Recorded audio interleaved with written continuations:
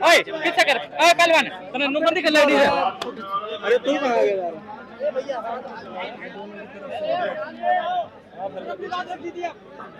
युवाओं के भविष्य को बचाने के लिए,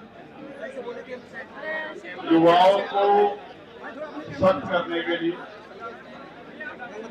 जो आंदोलन जंतर मंतर पे चल रहा है, संविधान बचाने का,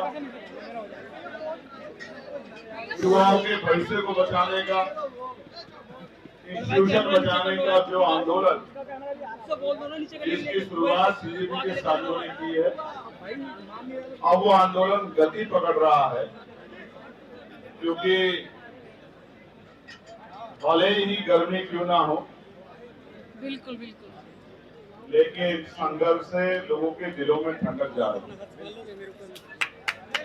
मैं बड़ी जिम्मेदारी से कह रहा हूं, ऐसे आंदोलनों की देश को जरूरत है। ये जंतर मंतर पे तो होना चाहिए, इसके साथ देश के हर एक कोने में होना चाहिए संवैधानिक रूप से, संवैधानिक मर्यादा के अंदर। जैसे यहाँ चल रहा है ऐसे ही ये आंदोलन पूरे देश में खड़ा होना चाहिए। और इसकी गूंज से सरकार को वो जो फैसले बंद कमरे में ले जाते हैं वो जनता के हितों को, नौजवानों के हितों को ध्यान करके लेने चाहिए। बुरा ये है कि 17-18 दिन से यहाँ अनशन चल रहा है।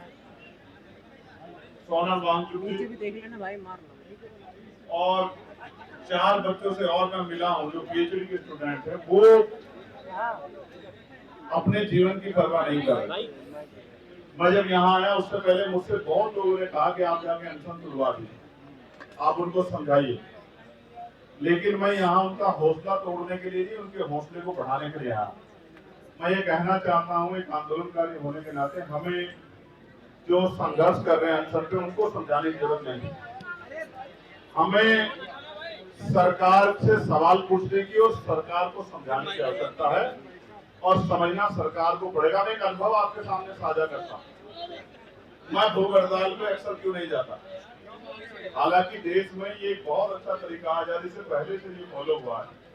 मैं जब 2 अप्रैल का आंदोलन हुआ तो मैं जेल में था, तो मुझे लगा कि मैं भूख हड़ताल पे जाके अपनी बात को, अपने आंदोलन को मजबूत कर सकता हूँ।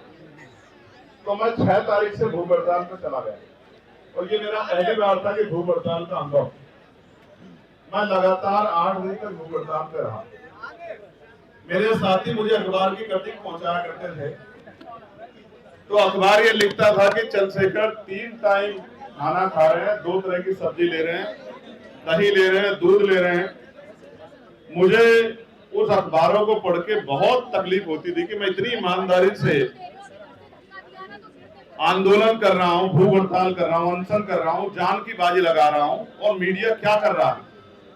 उस दिन मुझे समझ आया कि गांधी जी का रास्ता ज्यादा अच्छा आज के डिक्टेटरशिप वाली सरकारों में नहीं।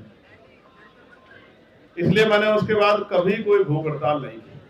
लेकिन अब जब मैंने इनको देखा, सब लोगों को अपनी जान की बाजी लगाते हुए, तो मैं छोड़िए, मेरे जैसा एक भी आदमी घर नहीं रहना चाहता। वो इस आंदोलन में हिस्सेदार बन के इस आंदोलन को आगे बढ़ाना चाहता। जब मुझे 8 दिन हो गए तो मुझे एक शख्स ने कहा ये इनको भी काम आएगा। वो मेरे बड़े भाई थे, वो मुझसे जेल में मिलने आए। मुझसे कहा कि सरकार चाहती है आप मर जाओ, और आप भूखे रह के खुद ही मरना चाहते हो। अगर आपको कोई हत्या करेगा तो उसको जेल होगी, फांसी की सजा होगी, आजीवन सजा होगी। लेकिन अगर आप भूख हड़ताल में मर गए तो किसी को फर्क भी नहीं पड़ेगा। तो आप भूख हड़ताल का रास्ता छोड़ो, संघर्ष का रास्ता अपनाओ। तो मैंने तो 14 अप्रैल को संघर्ष का रास्ता अपना लिया, भूख हड़ताल तैयार करके, और मैं फिर से मैदान में आया कि बचेंगे तभी तो लड़ेंगे। लेकिन मैं चाहता था कि सोनम भाई जो देश की धरोहर है, एक महान वैज्ञानिक है, पर्यावरण के मित्र हैं, उनके जीवन कीमती है। मेरे बहुत सारे संत साथियों ने कहा कि उनसे कहिए कि वो अनशन तोड़े। लेकिन जब मैं उनसे मिला और मैंने उनकी बहादुरी को महसूस किया, तो मैं दिल से कहता हूँ कि घमंड, अनशन नहीं टूटेगा, इस सरकार का घमंड टूटेगा। 20 तारीख को मेरी बात को और आंदोलन होगा। उस आंदोलन में सबसे बड़ा सहयोग हमारा होगा, युवाओं का होगा, और इतना बड़ा आंदोलन होगा कि सरकार जो है संसद में भी गिरेगी और सड़क पे भी गिरेगी, संसद के बाहर भी गिरेगी। इस बात का मैं आपको विश्वास मैं फिर आपको कह दूं कि ये आंदोलन जिंदाबाद के लिए है ही नहीं, ये आंदोलन तो संघर्ष का आंदोलन, ये कामयाब हो इसके लिए भी मैं प्रकृति से संतों को महान पुरुषों से मंगल कामनाएं करता हूँ। और यहाँ बैठा हर एक आदमी सुरक्षित रहे। मैं सोनम भाई के लिए और अपनी बहन के लिए, नेहा के लिए और तमाम सारे भाइयों के लिए प्रार्थना करता हूँ कि वो स्वस्थ रहें। बस मैं ये अपील करूंगा कि आंदोलन को शांतिपूर्वक रखना, क्योंकि वो पूरी कोशिश करेंगे कि आपके आंदोलन पर कोई सवाल खड़ा हो जाए। जिनके लिए आप लड़ रहे हैं वो नहीं जानते कि आप उनके लिए लड़ रहे हैं, इसलिए वो घर में चुपचाप बैठे हैं।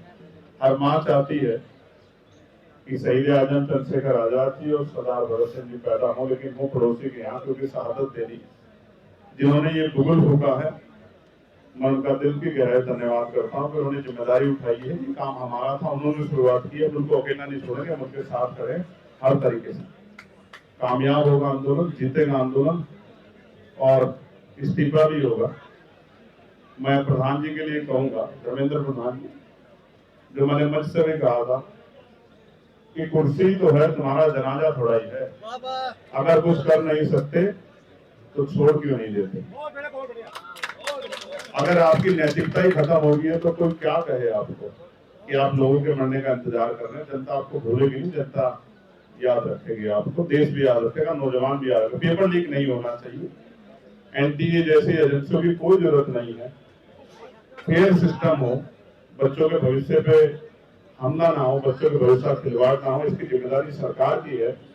तो जवाब भी सरकार को देना पड़ेगा, किसी दूसरे देश की सरकार से जवाब नहीं मांगा जाता। कुछ दूसरे देश के शिक्षा मंत्री इस्तीफा नहीं देंगे, वही देंगे जिनके नेतृत्व में ये हुआ। जब आप सरह लेना चाहते हो कि हम ये पॉलिसी लाए, न्यू एजुकेशन पॉलिसी लाए, तो जो अपराध हो रहा है उसके सरह भी आप ही लो और आप ही जवाब दो कि इन बच्चों के भविष्य को बर्बाद करने वालों को, जिनकी जान गई है, जिन बच्चों की, उनका जिम्मेदार कौन है। ये इंस्टीट्यूशनल मर्डर है, ये सरकारी सिस्टम के द्वारा हत्याएं हुई हैं, इसकी जवाबदेही सरकार की है। प्रधानमंत्री जी को, शिक्षा मंत्री जी को जवाब देना पड़ेगा, हम जवाब मांगने के लिए। धन्यवाद। कोई सवाल बताइए। यहाँ वाली बात पहले करो। रुक जाओ।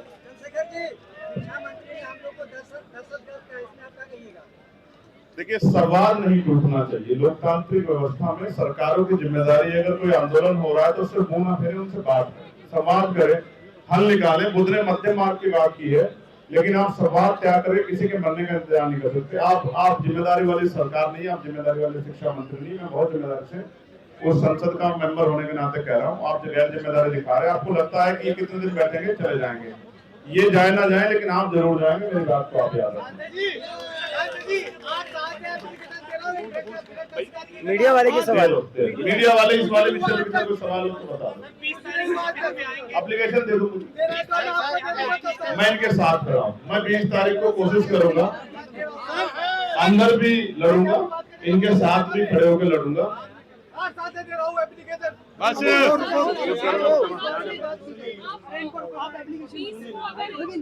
मैं पार्लियामेंट के अंदर भी लड़ूंगा, पार्लियामेंट के बाहर भी जब इनका मार्च होगा इनके साथ रहूंगा, और कोशिश करूंगा कि जब मैं दिल्ली आ जाऊंगा, हाउस चलेगा, तो रात में भी इनके साथ रहूंगा।